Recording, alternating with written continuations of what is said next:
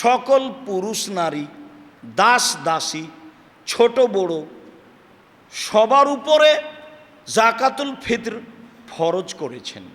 ভিক্ষুককেও জাকাতুল ফিতরা দিতে হবে, যে ভিক্ষা চাই তাকেও দিতে হবে।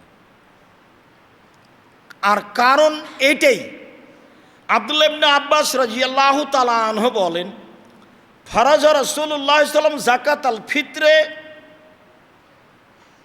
তোহরান লিসিয়ামে মিনাল লাগবি ওয়ার রাফাসে, সিয়ামটাকে অশ্লীল কথা ও কর্ম, অপছন্দ কথা ও কর্ম থেকে পবিত্র করার জন্য।